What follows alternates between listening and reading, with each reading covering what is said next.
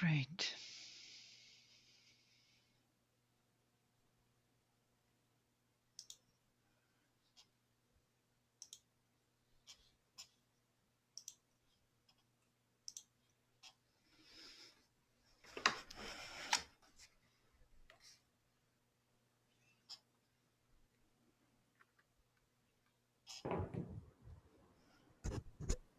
We've had about 130 people register for this webinar today, Dr. Basu. So normally we'd get 50 or 60% watching live and the rest on Facebook.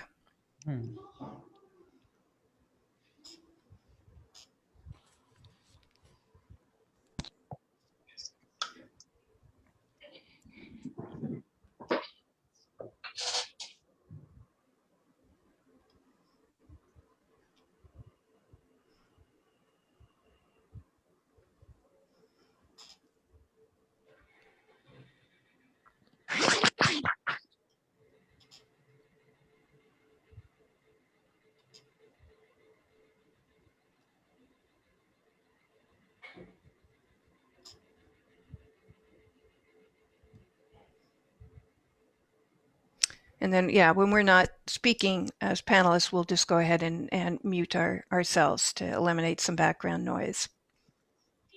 Definitely.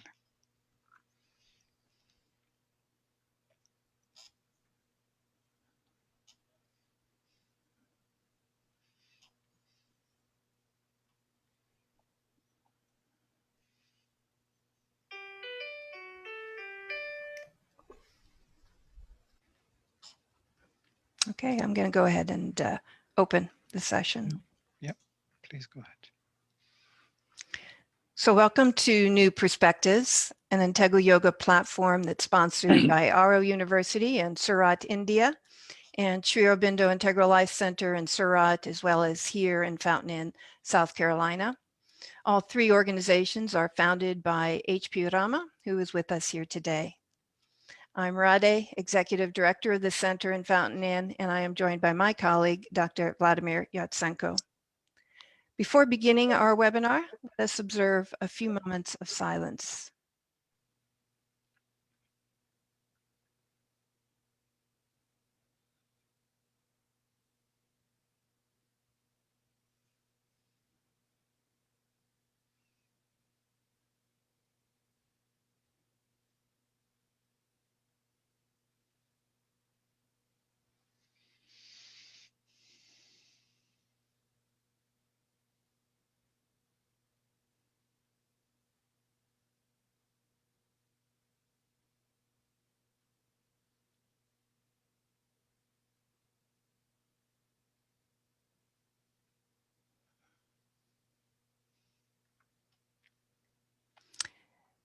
As New Perspectives continues its series on the evolution of consciousness, we are very pleased to host once again Dr. Soumitra Basu.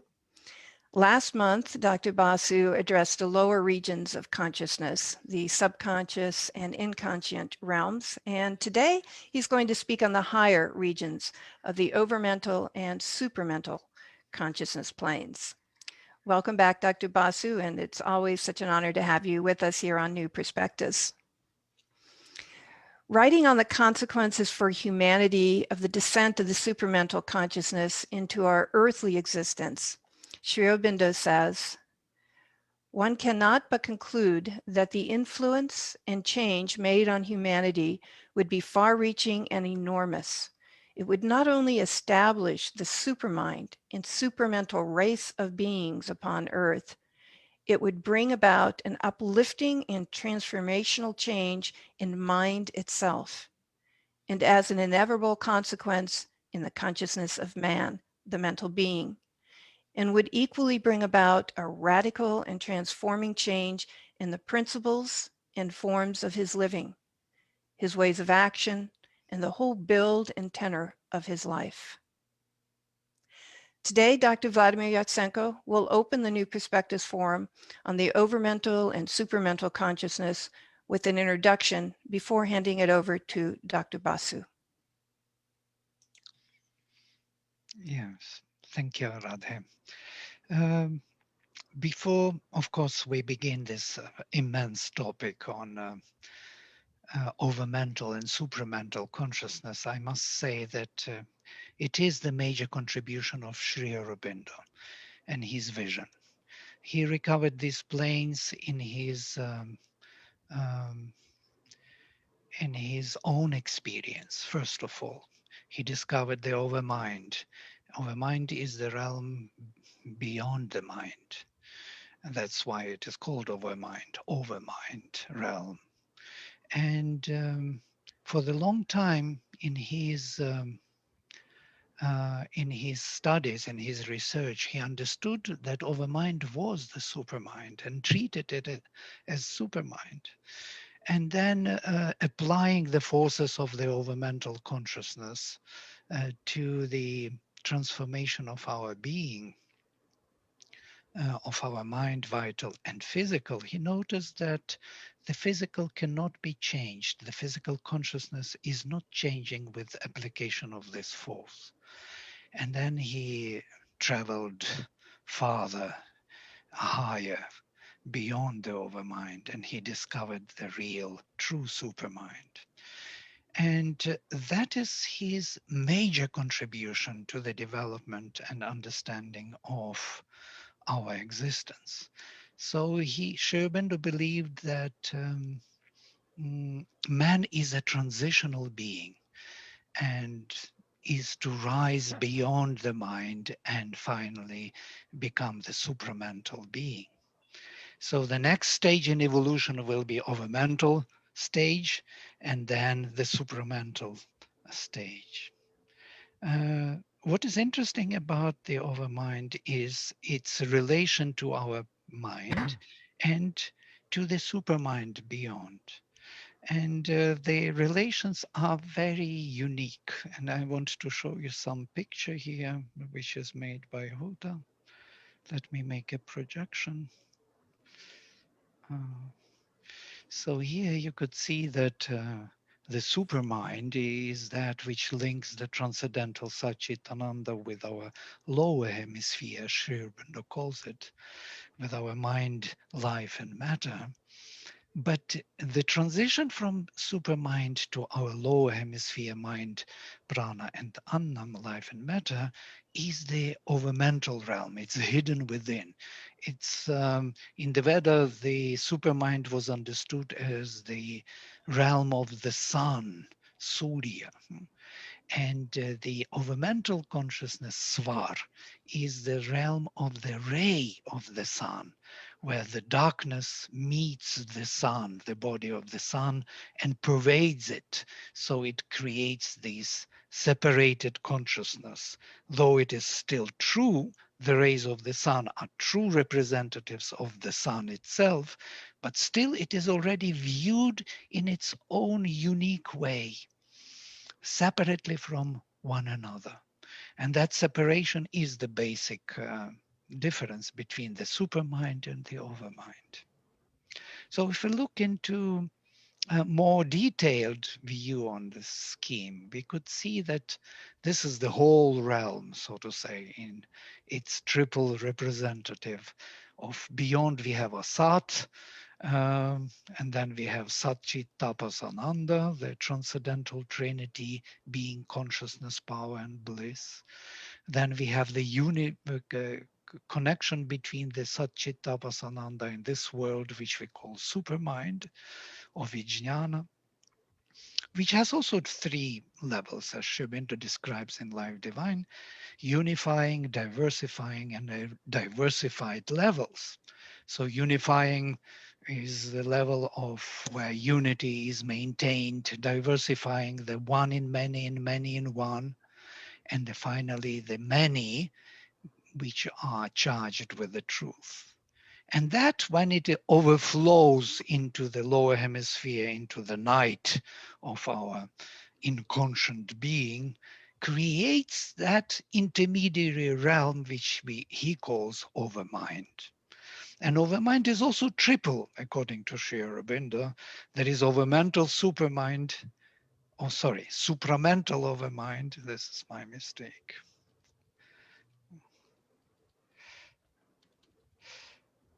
Supramental overmind.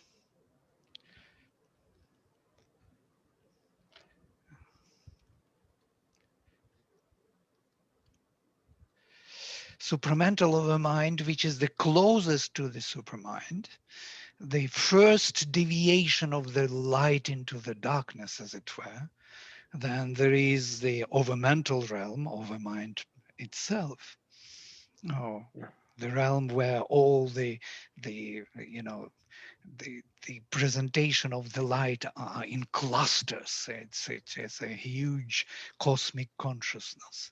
And then there is a more diversified level of the rays or intuition, where the intuition acts upon our lower hemisphere and brings those rays of light into a particular context. It's more diversified, representative of that truth of the overmind. And then we have our mind, which is also triple. There is illumined mind, the highest in our field of lower hemisphere, so to say. There is the higher mind, which is corresponding. If we look at the chakras, we would see like Sahasrara, Ajna, and Vishuddha. These are three levels of our proper mind, rational mind. And then we have the vital realms, yeah, also triple. The emotions, feelings, sensations, mental vital, physical vital, and finally we have the physical, also triple. And notice this triplicity is interwoven in that triple Satchit Ananda, which is represented in triple supermind, which is again becomes the origin for the overmind triple, which is the basis for our mind, vital and physical, which is also triple. So this triplicity is found throughout. This is how the worlds are built. No? And of course, in the Rig Veda, we have a beautiful description of these levels. And that's what Sri Aurobindo recovered for us, the Vedic knowledge. So now we can read Rig Veda with kind of meaningful approach. That the triple supermind is Tri Devatata, the spreading of the divine in triple realms. And then triple overmind is Tri Nirochana, three luminous realms of the ray of the sun, Svar world. And then there is Tisro Dyawach, three heavens or triple mind, again luminous minds. And then Trini Rajansi or Tri Rajansi, three flaming realms of the vital, and Tisro Bhumich, three earths of our mental, of our physical consciousness. And below we have subconscious and inconscious. So if we look at the Huta's picture, we could see these relations between levels of consciousness, which Mother explained in terms of colors, which is quite amazing.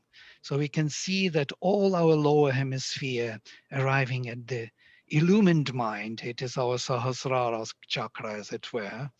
And beyond Sahasrara, we have three more realms, and that is intuition, first level, then overmind, and then the closest, which is not reflected here, is supramental overmind, closest to the supermind. And then we have the supermind golden color. Notice that the shift of color between illumined mind and intuition is drastic, from light blue to totally yellow.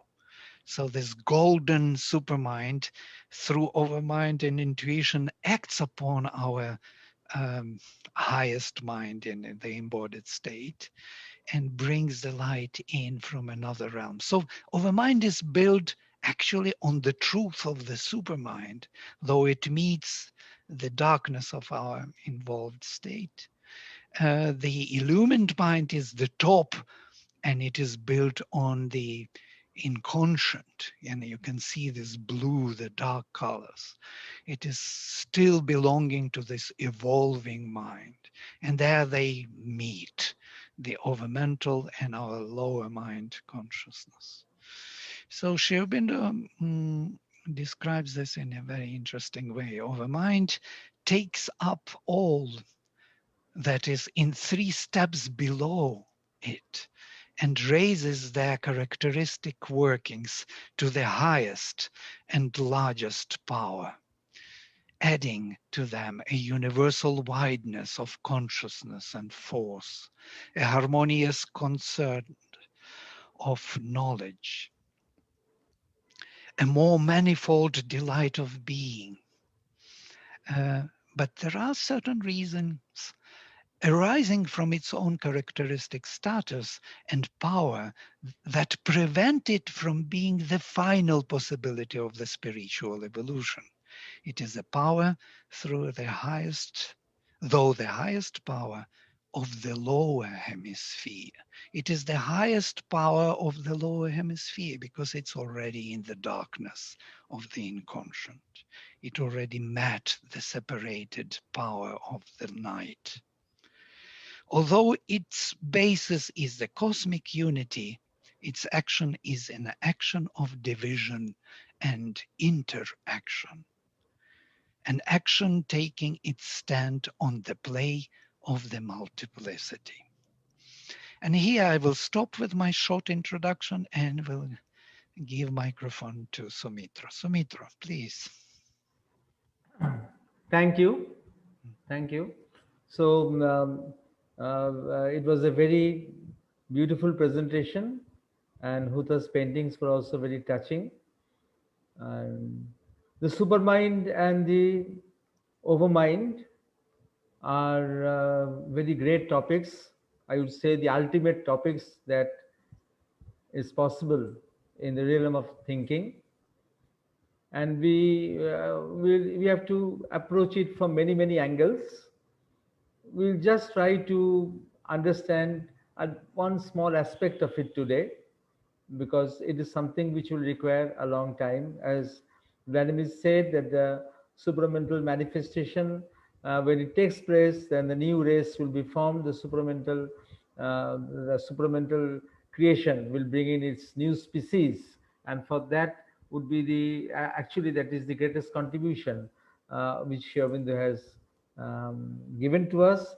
And not only it is something which is there in conception, but Aurobindo's contribution is that he has made it possible for that manifestation to actually take place. So he has taken steps for that, so that we don't miss it.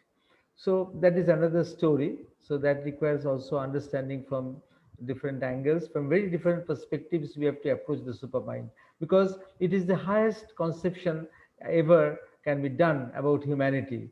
And so it requires to be built up from many sides. So we'll try to understand it from one small perspective today. And then if we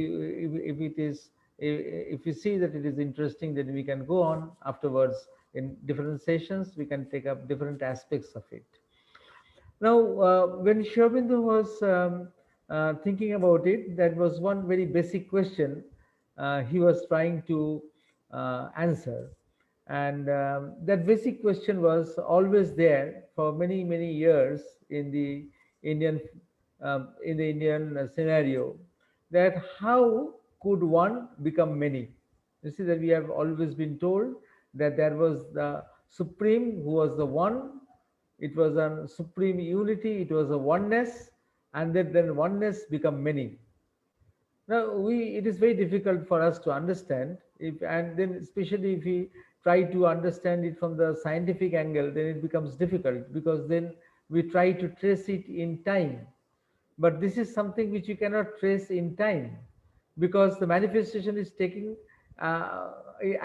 is having its origin at something which is timeless, something which is beyond space and time. So it is very difficult to understand if you want to draw a linear time, and we think that there was one big gong was sounded and again the manifestation started.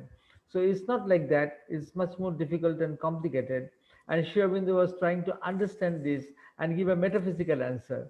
Now it is very interesting that in Swami Vivekananda had once commented that this question has not been answered for several thousands of years, and it is Swami Vivekananda's comment that they have used the term Maya, that illusion, to explain how one became the many. It's by an illusion one became the many. But then, like a magician does an illusion, a trick, which is actually an illusion, and we think that something really has happened, like a lady is being cut into two halves, but it's an illusion. So it's something like that as an illusion that actually made the trick. But then Swami Vivekananda himself confessed that the Maya that was being used to describe that phenomenon was a descriptive term, not an explanatory term. It was a descriptive term, not an explanatory term. And he had once commented in his collected works, he is saying that anybody who will be explaining it will be doing a great service to the world of thought.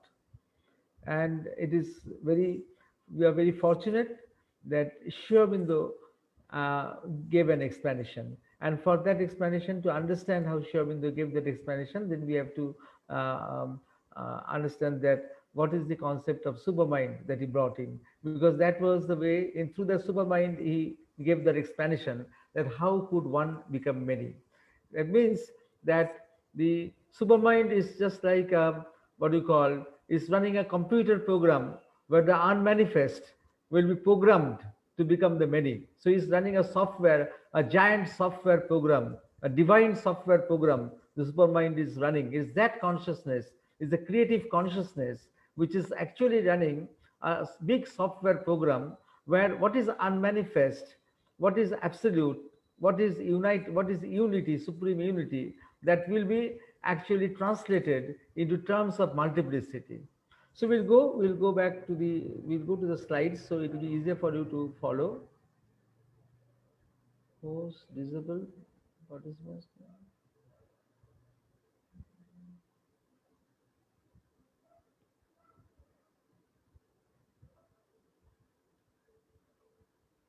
Why it is coming like this?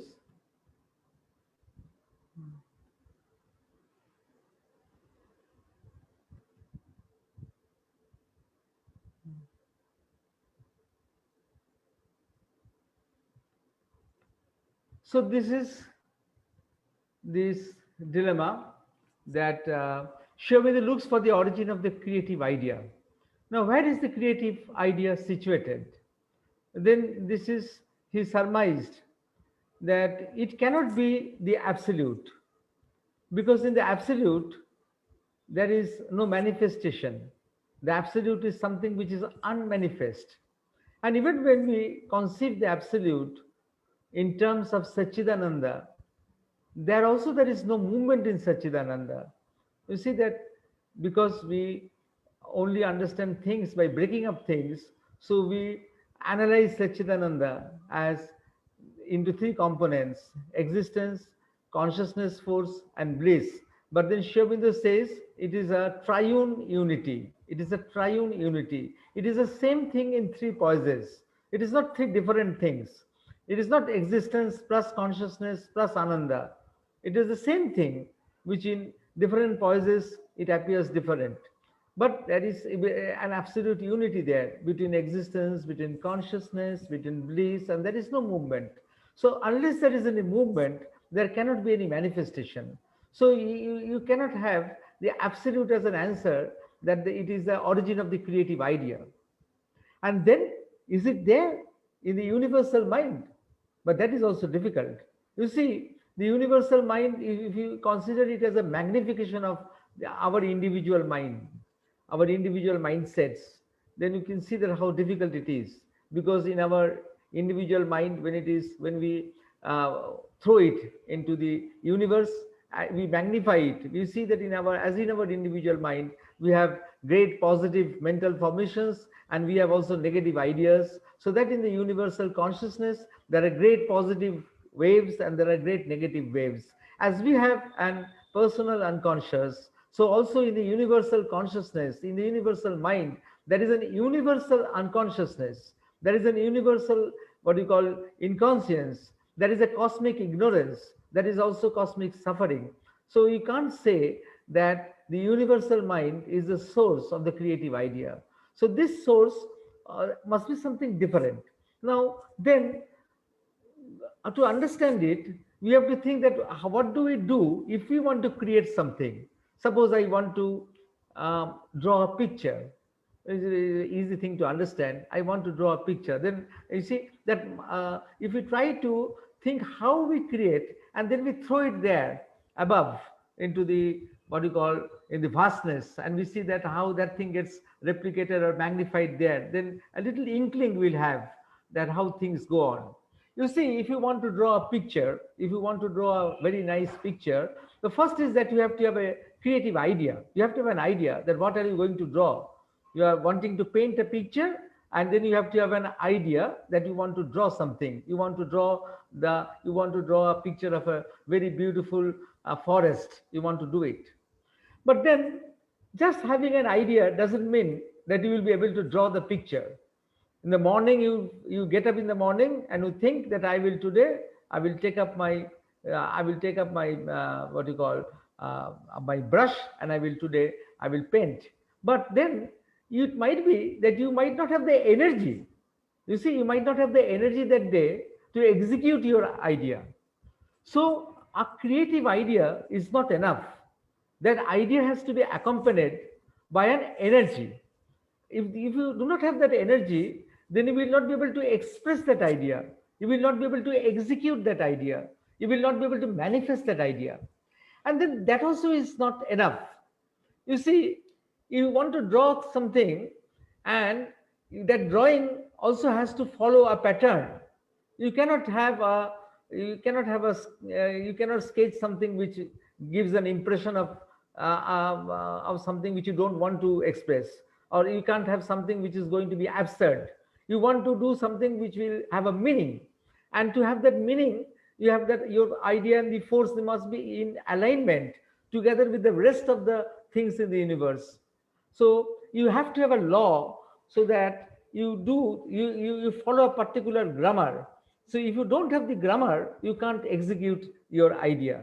You can have an idea, you have the energy, but you have to have a grammar. So if you are doing an oil painting, you have to have a grammar for that oil painting, how to do it and how to express it through that oil painting. If you want to draw in pastel, then you have to also have a law of how to use that pastel. Or if you want to, instead of that picture, you want to build a statue, then of course you have to have a law, so that the statue you make will be there on the road, standing and withstanding the forces of wind and rain and all that. No? A statue has to stand there, and it should not fall down when a storm comes or when the rain comes. So you have to have a law which put all things in the proper places. And then that is also not enough. As an artist, you have to have a canvas. Where are you going to draw? You are going to draw it. You are not going to draw it in a vacuum. So you want to manifest a picture, you want to reproduce a picture, so you want to have a field where this picture will actually take place. And these things, all of us, when we try to be something creative and we want to establish that creativity in the world, then all these things we have to undergo. We have to have an idea, we have to have a force that will effectuate the idea, we have to have a grammar or a law that will put things in place, and we have to have a field where our idea will be executed. Now you just throw the whole phenomenon that I'm saying into the universe of the cosmos, to the creative mind that has created the whole worlds, the mind that has created the multiverses. You just throw all these things that I've told you, you just throw it there and see, you need a very great creative idea, a mighty idea, giant idea, the idea that has produced the universes, the idea that has produced the multiverses, the Milky Way, all the planets. It's a big idea, mighty idea. It's not an ordinary idea. And what was very interesting is that idea was impregnated with energy, with force. So that idea itself was having an automatic energy or force inside it, and it got carried out. So everywhere, everything was put into place. All the planets, all the things, all the multiverses, all our planes of consciousness, they were all put into their proper place, because that idea was having an energy to manifest that idea. You see, that giant idea that is creating the great worlds. For us, we can't conceive of it, because in us, the consciousness and force, they have become separated. You see, that is our dilemma, and we can't understand the manifestation, because in our ordinary life, the consciousness and force are separate. They are not aligned with each other.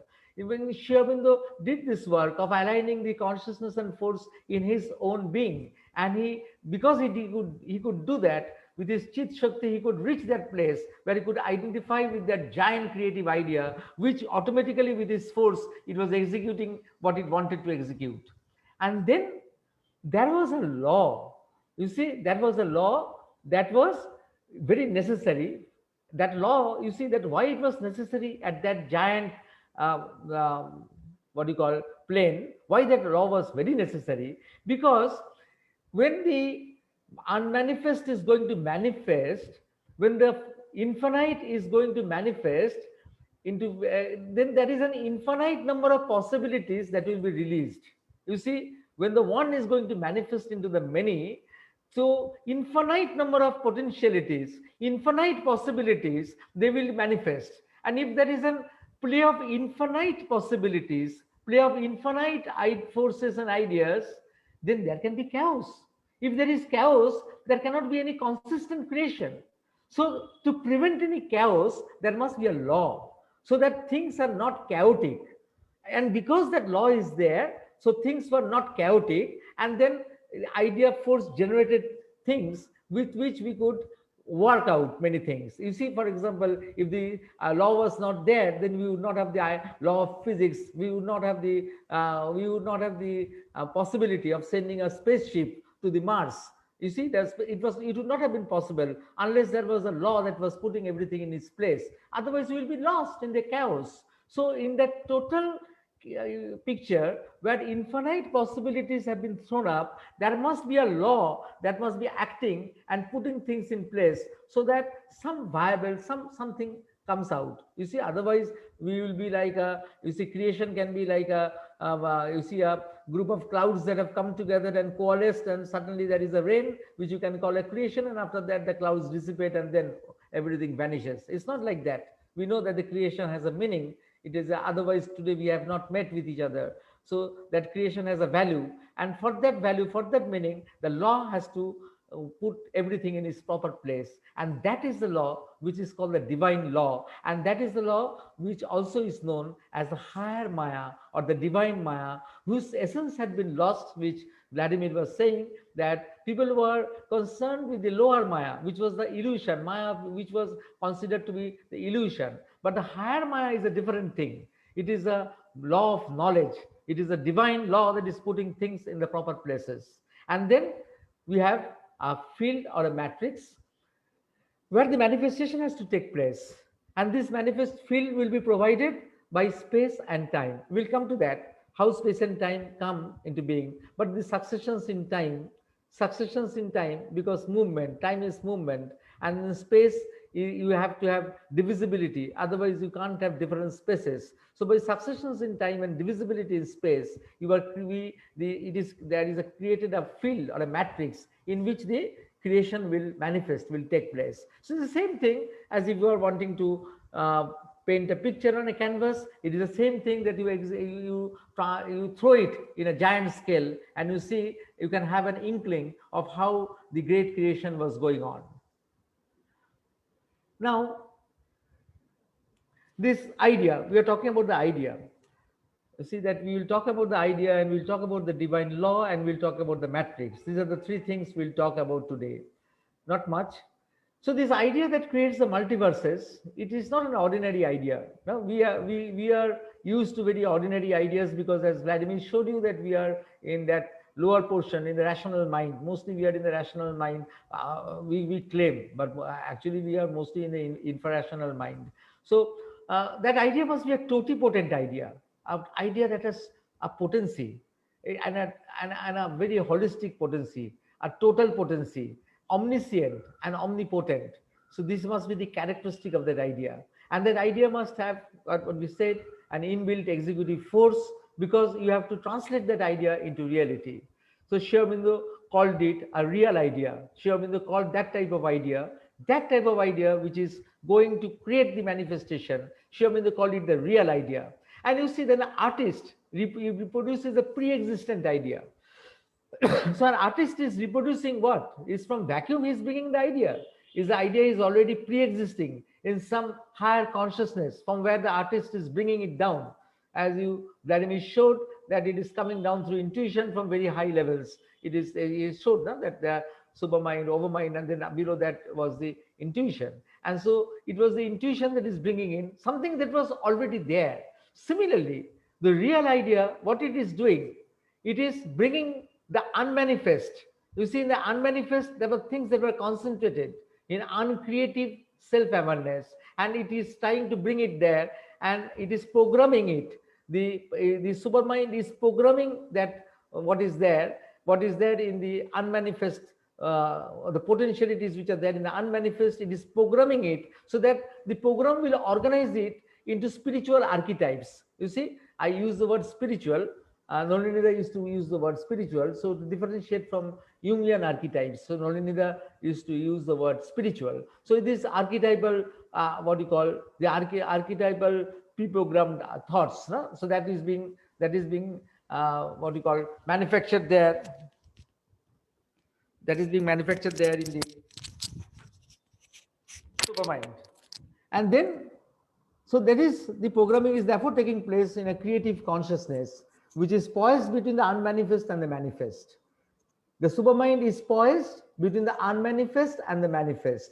It is containing the self-determining truth of creation. So that immediately brings that it is the creator. That is the supermind God. What we use the word God.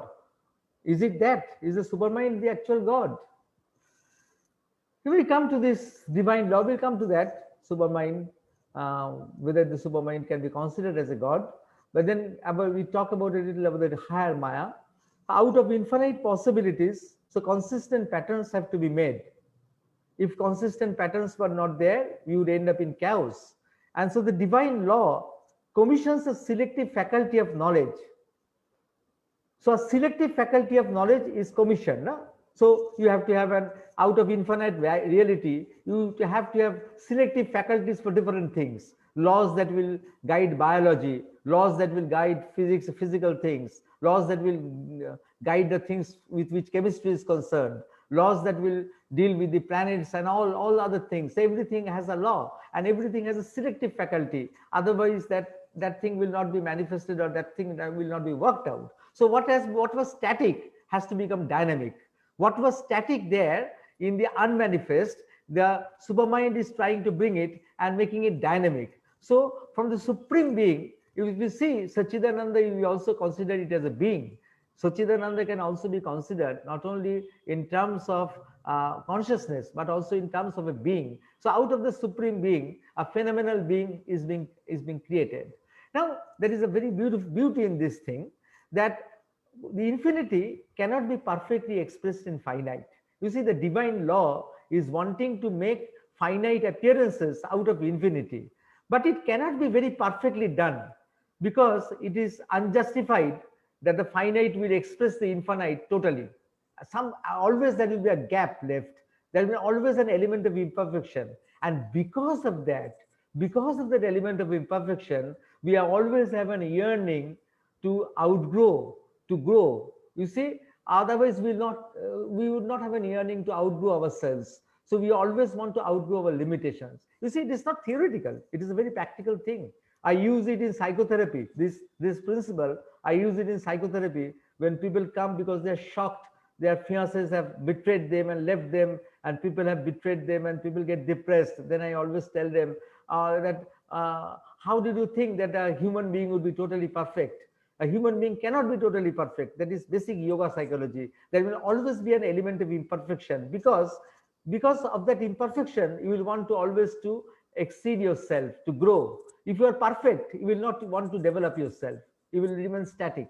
So that's why the corollary is that perfection is always there only in the supreme divine, not in our human being, which, as Vladimir said in the beginning, is a transitional being. Now, there are many poises of the supermind. So there are actually he was talking about the Trinity. So there is a primary, secondary, and there is a tertiary poise. I'm not going into the tertiary poise so that things become very difficult to understand in the beginning.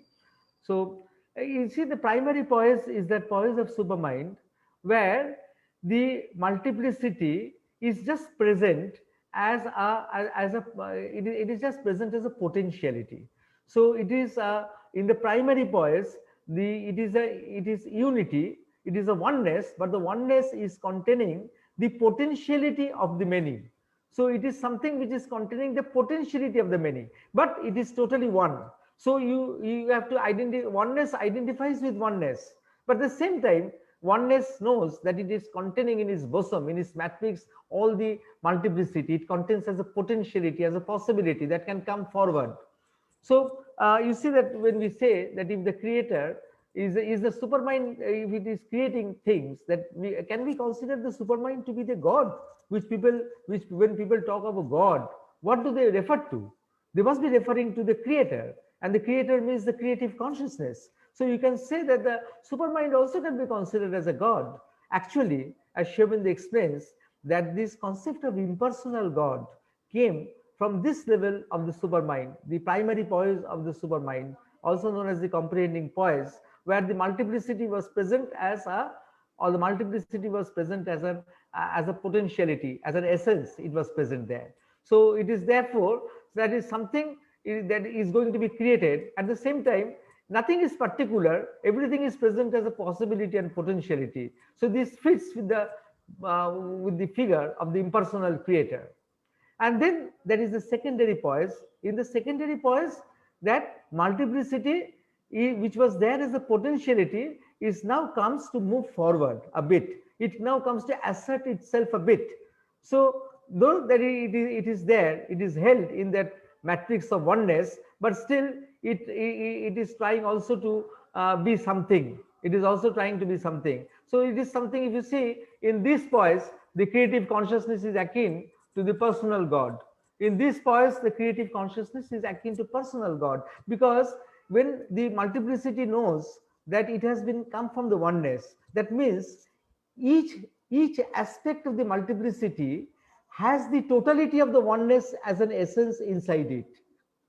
Each aspect of the multiplicity has the totality of the oneness, has the totality of the oneness as a potentiality inside it. That means, you see, this is the personal God. When we think that all of us are different human beings, but all of us can be linked with the same Godhead, and the Godhead is same in all of us. So the God is equally present in all of us, though we are all separate, but God is present equally in all of us. So this can only come, this concept has only come from the secondary poise of the supermind, where the multiplicity was there, but the multiplicity knew that it was holding the oneness inside it. So it was not separate from the oneness. Only each aspect of the multiplicity will develop, but at the same time, it will have the totality of the oneness in each aspect of the multiplicity. So the concept of personal God has come from this aspect of the supermind. So you see that here knowledge of multiplicity from the poise of oneness. So it is the primary poise is the knowledge of oneness from the poise of oneness, and the secondary poise of supermind is the knowledge of multiplicity from the poise of oneness. When we come lower down, when we come to our mind, then science is the study of multiplicity from the poise of multiplicity. So science is different. It is studying multiplicity from the poise of multiplicity. So the whole game plan has changed by the time when you have reached that poise, where the multiplicity actually has lost all connection with the unity, so that it had come out from the unity. It was containing the unity, it was representing the unity that has been totally lost. So that is there at the lower level, at the level of our manifestation. So that is what science studies multiplicity from the poise of multiplicity. Now, the matrix of space and time. The matrix of space and time is a very interesting thing. The matrix of space and time is a very interesting thing.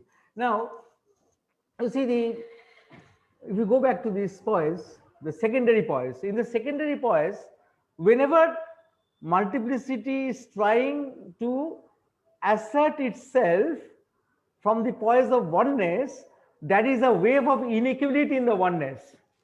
That is a wave of inequality in the oneness. Just this.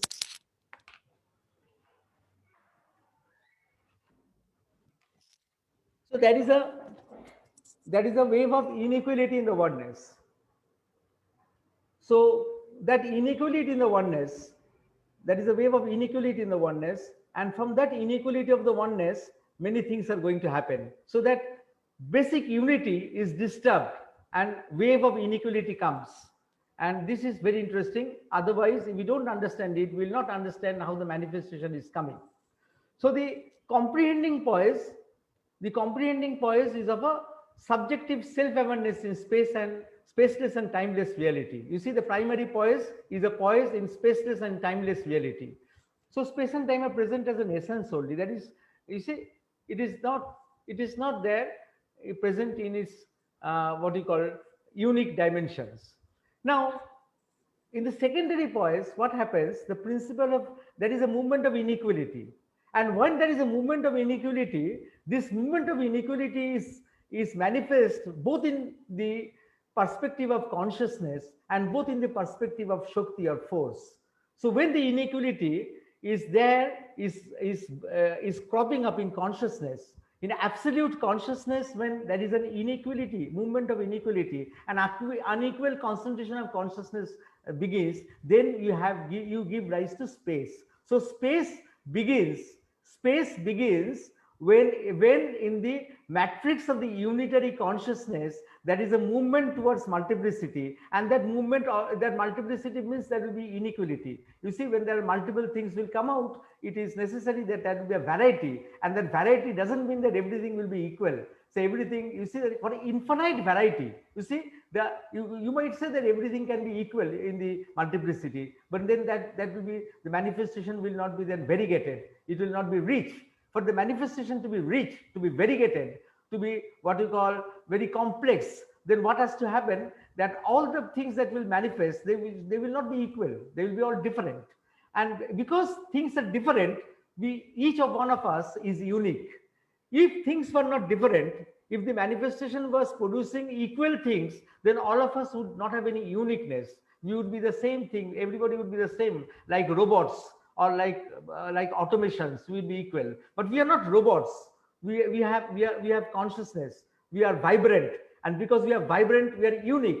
And we are unique because all of us are not equal with each other. And that inequality started in the secondary poise of the supermind, when something was moving out for the manifestation to take place. And the first inequality was there in the realm of consciousness, and that gave rise to space. And the second inequality was there in the realm of force, in the dimension of force. So there was a multiple distribution of force. Force was not equally distributed. Force was distributed in an uneven way.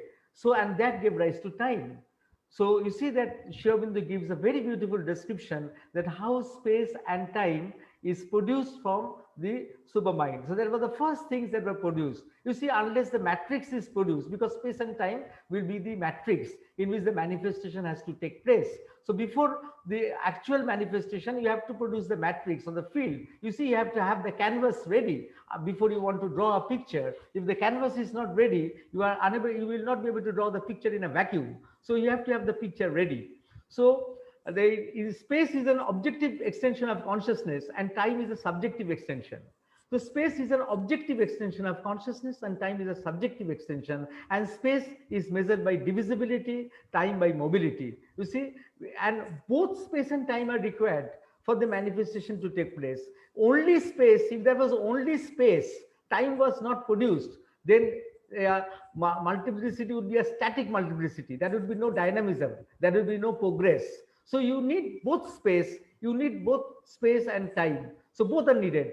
You see, only time, you will not have only mobility, but you don't have forms. You see, there will be no forms with which the movement can, or the manifestation can take place. And if there is only space and there is no time, there will be something which is static, there will be nothing dynamic. So you need both space and time. And to clear a conception, this is the clarification that I want to do. You see, within space and time are used in science, but there is a different way when Einstein uses it, and there is a difference in Sri Aurobindo's using it, the term. When Sri Aurobindo was asked that Einstein has introduced a fourth dimension in time, in addition to length, breadth, and height, and that combination he calls the time-space continuum. It can be considered as a cylinder over which a spiral is wound. But Sri Aurobindo says, you see, there is a difference. There is a difference in the way Einstein considered space and time and the way Sri Aurobindo considers it. Sri Aurobindo says that time cannot be relegated to the position of a mere dimension of space. It is independent in nature. That means he is not favoring the clamping together of space and time. It's not so easy. As he said, that time and space is very important. They are the fundamental dual dimensions of the Brahman. The fundamental dual dimensions of the Brahman. They are equally important. You see, you cannot clump them together and say space, time, everything is happening within space hyphen time. It's not like that. It's not so easy. They are dual dimensions, and they are the fundamental dual dimensions of the Brahman. Why fundamental? Because they are producing the matrix, and unless that matrix was there, the manifestation would not have taken place. And because of that, you see, there is a very interesting thing, because the inequality happened, the unequal distribution of space and this unequal distribution of the force. What happened? The possibility of error came. The possibility of error came, but also the possibility of progression also came. So you see, the same thing which gave rise to error, because whenever you have something unequal, you will not have perfection. There will always be error. But error means that you can go towards perfection, so that you can always progress. So error and progression, from the very beginning, they were given together, because error will always be there when you have some inequality, and because error is there, you will be striving to go towards equality. So that means error will stimulate you to progress. So this is a very interesting thing. Now the supermind descends to the overmind. You see, the supermind descends to the overmind, where these spiritual archetypes, you see, that programming that was done. I said that the supermind was running a software program. The supermind was running a software program where the unmanifest will be manifested as potentialities, and these potentialities actually they start acting at the level of the overmind, where the multiplicity or the many, they begin to dominate. You see, the many, they begin to dominate. You see that it required at a certain time the many have to dominate. Otherwise, the multiplicity, if it is not coming to the picture, then the manifestation will not take place. You see, we will be happy in the blissful state of oneness. So the many has to dominate at one point in time. But in the overmind, you see, remember that in the overmind is a big region, and as Vladimir showed, that is a part of the overmind which is close to the supermind, where the unity is very strong. You see that the many begins to dominate, but they're aware that they have come from the unity, they are based on the unity, they have been created out of the unity. So they're aware of that. But still, they begin to assert themselves. And that is the beginning of the knowledge of multiplicity. You know, in our Indian tradition, with the ignorance doesn't mean the way we use the word ignorance in common parlance, which means lack of knowledge. It's not that. It's of course knowledge. It's knowledge of multiplicity. It is not knowledge of unity, but it is knowledge of multiplicity. It is very important. If the knowledge of multiplicity was not there, then you would not have developed several disciplines. All these great disciplines that we have developed, that they would not have come if that knowledge of the multiplicity was not there. So you see, the supermind is between the unmanifest and the manifest, while the overmind is between the knowledge of unity, which is Vidya, and the knowledge of what you call the knowledge of multiplicity, which is Avidya. So if the supermind is between the unmanifest and manifest, the overmind is between the knowledge of unity and the knowledge of multiplicity. When you come down from the overmind, as you go down and down and down, you lose the knowledge of unity altogether. So the overmind is like a golden lead or a creative oversoul. It is there. So these are all difficult terms. So you have to have separate sessions to understand why it is called the golden lead or the creative oversoul. Now the creation of inconscience. The creation of inconscience is a very interesting thing. The overmind is thus a screen between the supermind and the manifestation. It is acting as a screen between the supermind and the manifestation. It is a dynamic entity, a protective double. You see that performs, it is necessary, that screen is necessary. And Aurobindo called it a protective double. Protection, it is giving a protection, or a screen of dissimilar similarity. There is similarity and there is dissimilarity both together. And it performs, it has two functions. It does not allow a direct action of the supermind or the ignorance, because the ignorance will not be able to bear the total influx of the supermind. It is not possible. The ignorance cannot bear the total effect of the supermind. And that is why that shield is required. That is why a screen is required. But then it is doing another very interesting thing.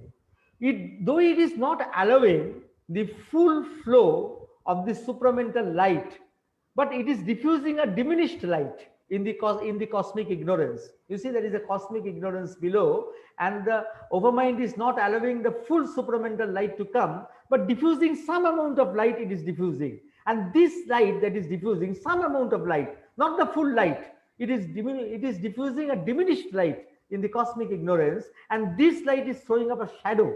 Why it is throwing up a shadow? When it has gone to the rock bottom of ignorance. You see, the light is penetrating until it goes to a rock bottom where the resistance is so much that it cannot go further, and then it bounces back as a shadow, as a contrary shadow, and this shadow is then devouring or eating up all the light that is coming. You see, it is a paradox. You see, the light was that the overmind did not allow the full supramental light to come into the cosmic ignorance. It allowed only a diffusion of a small amount of light. That small amount of light reached the rock bottom of ignorance, and then it couldn't go further because there was so much resistance in the ignorance. The light could not go further, and when it could not go any further, it bounced back as a shadow, and that shadow, then other light that was coming following it devoured all that light, and that is how the inconscience was created. Such a beautiful description of the creation of inconscience. You see, Freud has described the unconscious, Jung has described the unconscious, but Sherman has described how the inconscience has been created, and therefore it can be said that overmind becomes the first parent of ignorance. Time is running up, so this is the last slide. So the supermind is permitting what you call the differentiation of the undifferentiated. You see, the supermind is permitting a differentiation of the undifferentiated, and each differentiated aspect is holding the essence of supermind. So each differentiated aspect, it is holding the essence of supermind. Otherwise, the electrons would have stopped rotating. You see, you can imagine what can happen if the electrons today decide to stop rotating. Our whole material universe will collapse. So something is there, some inkling is there, some shadow is there, some aspect is there, minute, dormant, hidden, but something is still there. Now, what Aurobindo has postulated, that if the mind principle has been created by supermind, then it must be capable of resolving back to the supermind through a reverse development of expansion. So if mind principle has been created by supermind, then the mind can also go back to the supermind by a reverse process, a process of expansion of consciousness. And that expansion of consciousness is actually an evolution of the consciousness which has been carried over by our great avatars, by the great seers, when the biological evolution is one thing. But together with the biological evolution, there is a spiritual evolution that is also taking place. Remember, biological evolution, I'm not belittling it, I'm not ignoring it, that is one thing. But together with the biological evolution, in fact, more primary than the biological evolution is an evolution of spirituality, the evolution of consciousness that is going on. And the avatars that have come are actually leading that march. And you see, as Aurobindo said, that if you lead that march of the consciousness in evolution, then you can go to different steps, and until you can go to the supermind. But actually, this step was being followed. Even Sri Rama and Sri Krishna were following that evolutionary path. But Buddha and Shankara, for certain purpose, they left that evolutionary spiral to go to the unmanifest, as the multiplicity was impermanent. As Vladimir was saying, that the great yogis, they left that path. I think he was telling this to me before the program started, that the great yogis left that path. Because, why they left? Because they saw that the multiplicity was impermanent, and the absolute light which was there in the unmanifest, that was more appealing.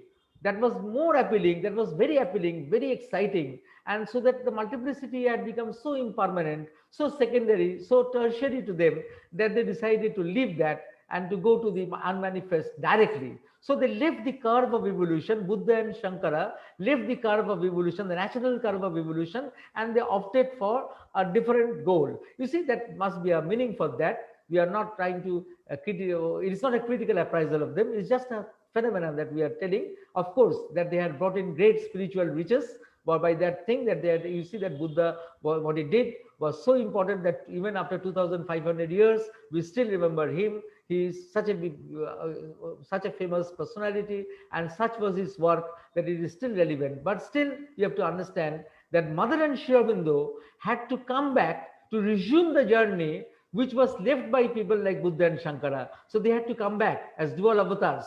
Might be this work was done before, then Mother and Sri Aurobindo would have done some other work. But they had to come back and they had to resume the journey as dual avatars, as Ishvara and the Shakti, which will come back as consciousness and force in our lives. So that is something that they had to do, and they had to resume that journey because it was left undone before.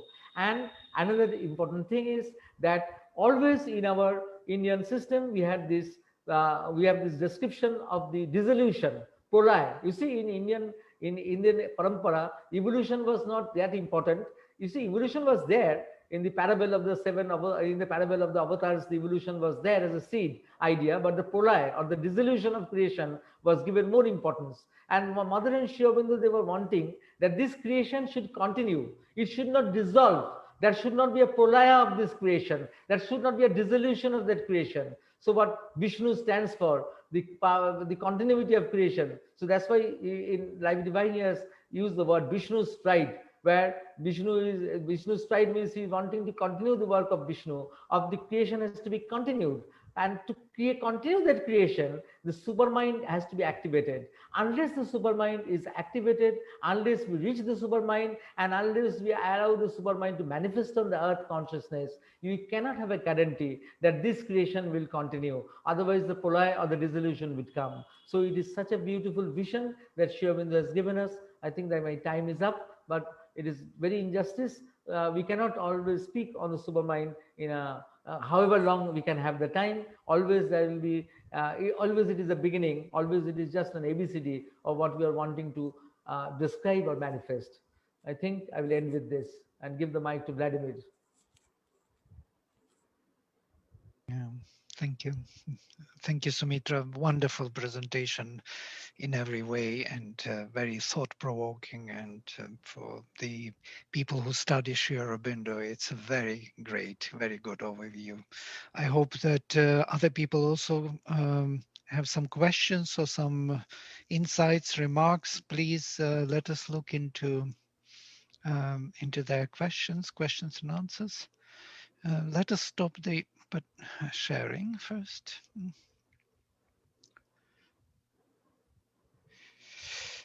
Great. We have some questions here.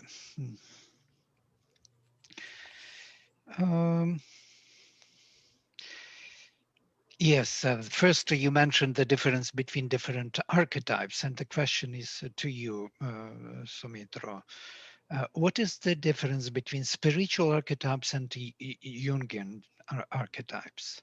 Oh, this is spiritual archetype. By spiritual archetype, Jungian archetype is just describing things which are there in the collective unconscious or the cosmic conscious. The collective unconscious is a very small part of the cosmic consciousness. It's one just small part. The cosmic consciousness is a very big area, and one aspect of it is Jung described as the collective unconscious. So you see that we have all our symbols, our mythologies, our dreams, they have a commonality. So that commonality means there is a common idea that is present in different, which is represented in different cultures with different icons. So that is concerned with that. But Sri Aurobindo is concerned with the creative idea. It's not that idea which is existing there, and in different cultures it will be presented in different ways, in different dreams it will come, like the concept of the mother principle comes in different cultures in different ways. But Sri Aurobindo here is concerned with the creative archetypes. For example, all religions are different at the level of the mind. At the level of the overmind, they are all what you call outpourings of an universal religion. But at the supermind, the whole idea of religion is just present as an essence. Like in a canvas, you have a small a brush, a stroke with a brush, like that. It is just present as an essence. That essence, that is the spiritual archetype. And when we will come to the overmind, it will become the universal. It will be an universal religion which can support many religions. And at the level of the mind, they will become all contradictory things.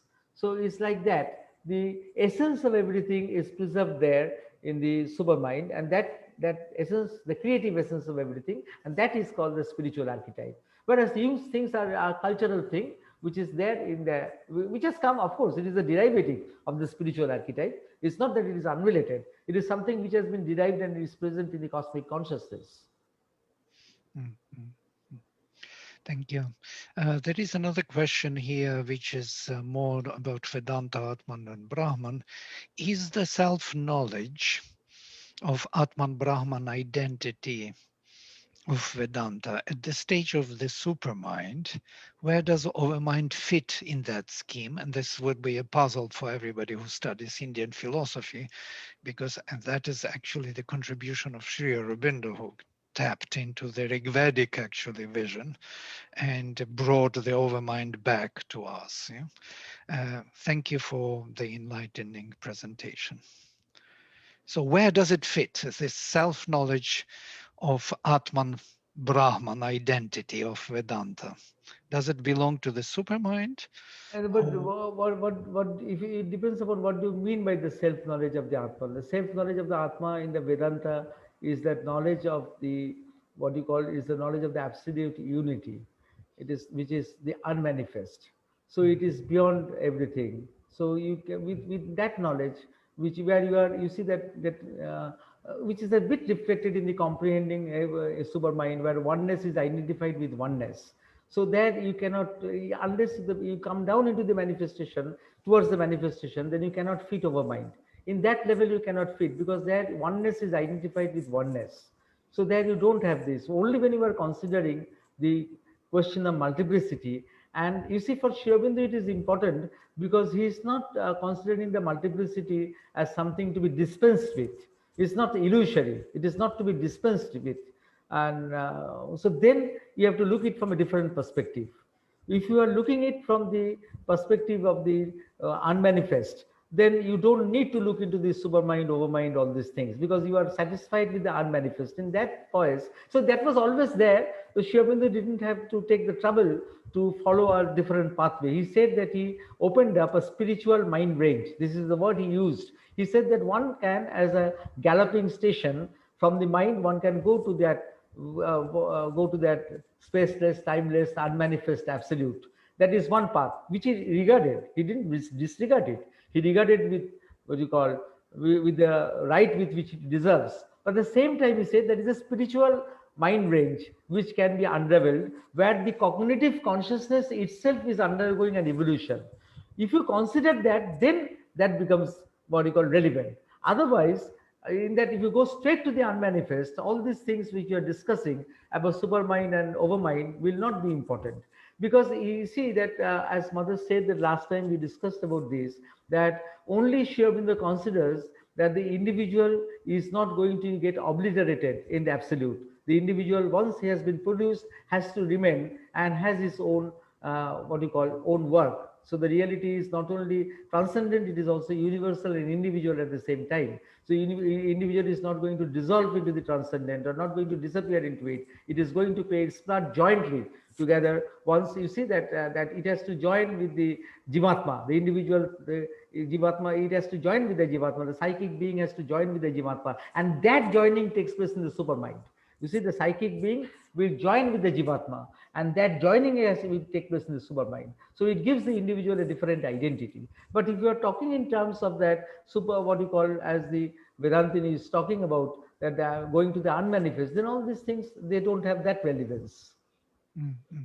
It's only because if you want to transform the world, then these things are necessary. If you're looking for a liberation from everything, then these things are not necessary. Right. By the way, this topic is raised already in the Rig Veda, where there is Agastya Rishi trying to go to the beyond.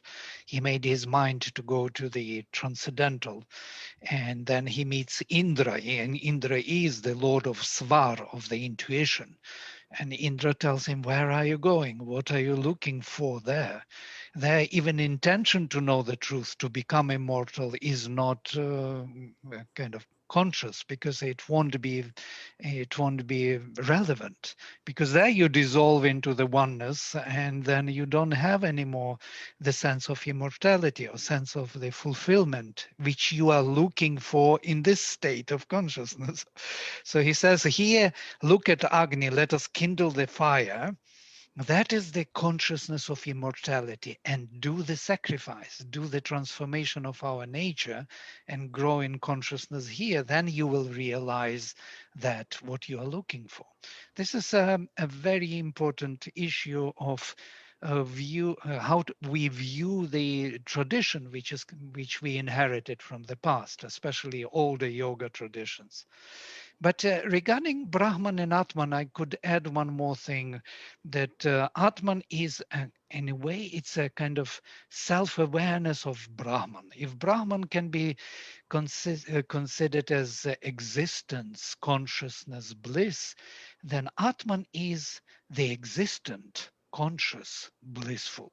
So there is some awareness, self-awareness, which becomes actually the foundation for all manifestation.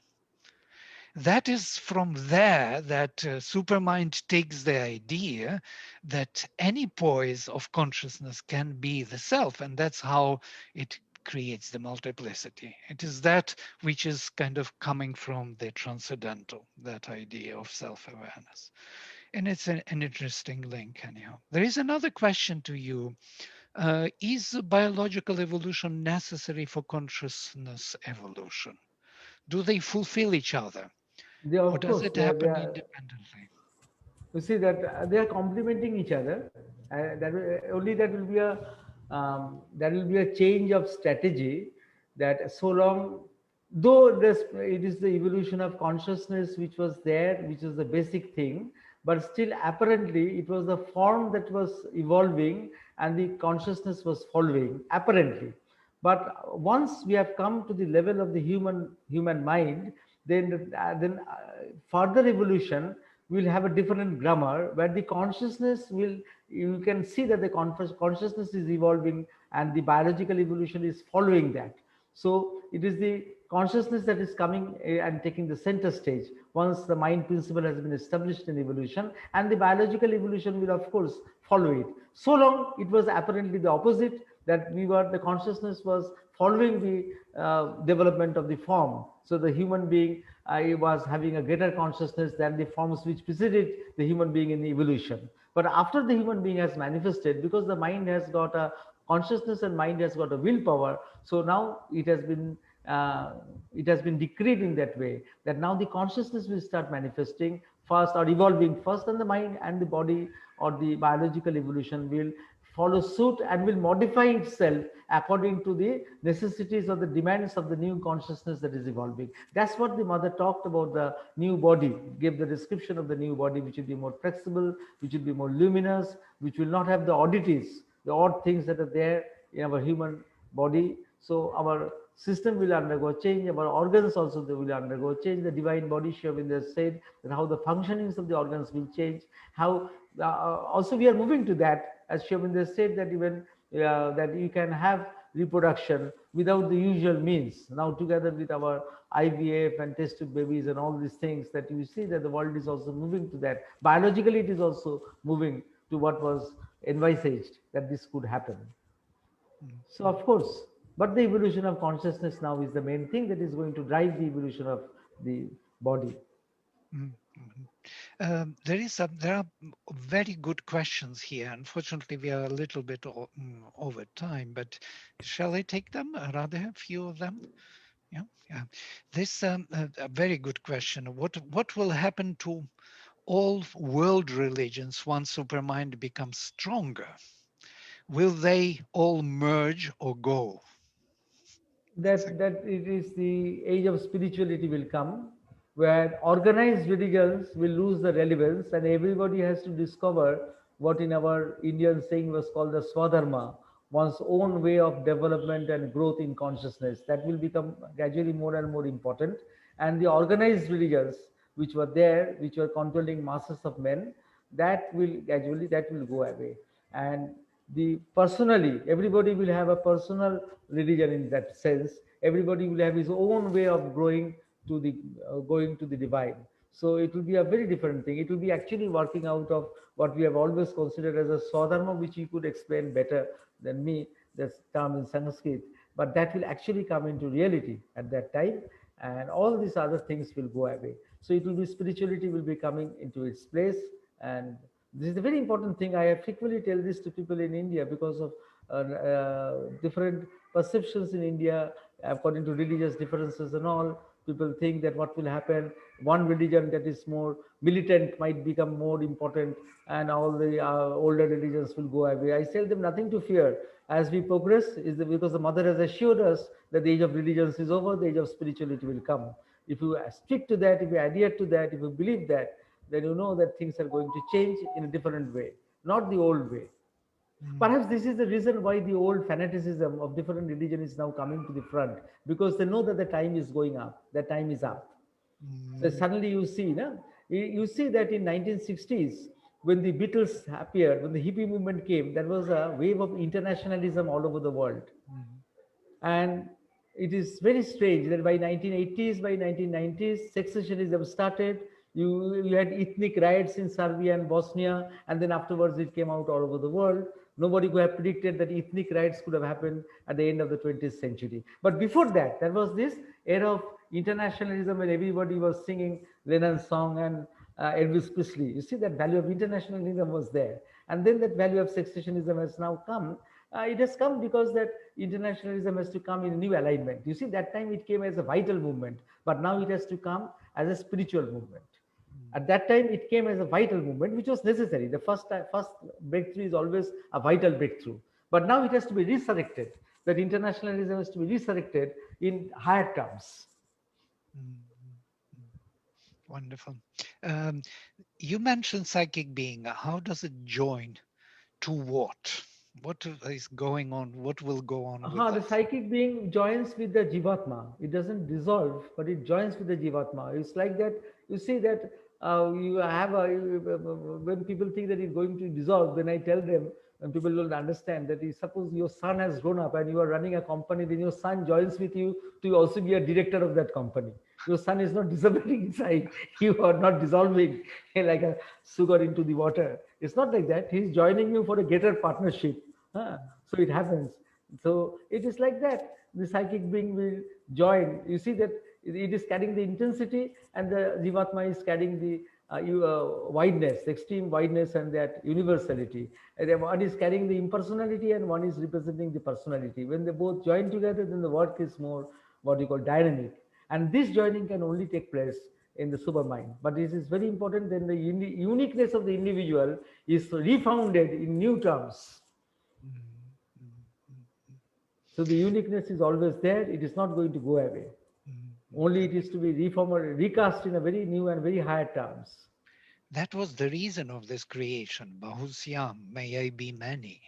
He wanted, the Supreme wanted to be many in reality, not just in the some kind of, illusion, imagining himself many. He wanted to be many. And that uniqueness is actually representative of that supreme individuality. Mm. There is another question interesting here.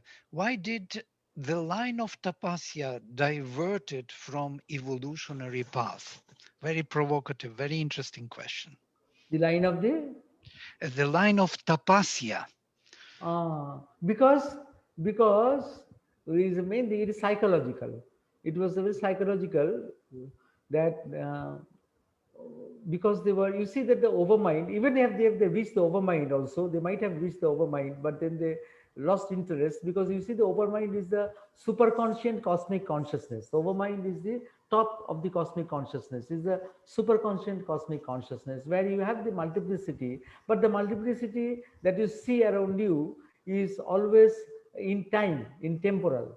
So it is not timeless.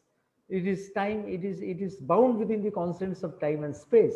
And once in tapasya they found the spaceless and the timeless absolute, that was great. It had a great psychological appeal. It was so interesting, so overwhelming, and so complete, so total. Then that became very important, and this other things become secondary, but that was also needed. Otherwise the splendor of that absolute, the splendor of that unmanifest, we would not have known if they had not reached there and they had not described that splendor of that absolute, we would not have known.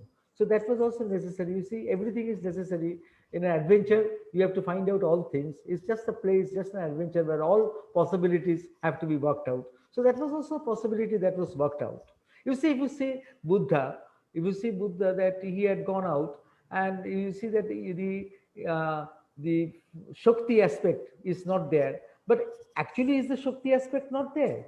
That is very difficult to say. Otherwise, Buddha in a vision would not have come and told mother to come to take she showed by his hands the land of India, and then the mother the next day bought the final ticket when she was coming from Japan to India. That is Buddha who appeared and told her that I am talking to you in a way I had known you before. That we don't know, but it seems that is a recognition that the Buddha has for the Ishari, for the Shakti. But for definitely some reason, something had to be what you call explored more.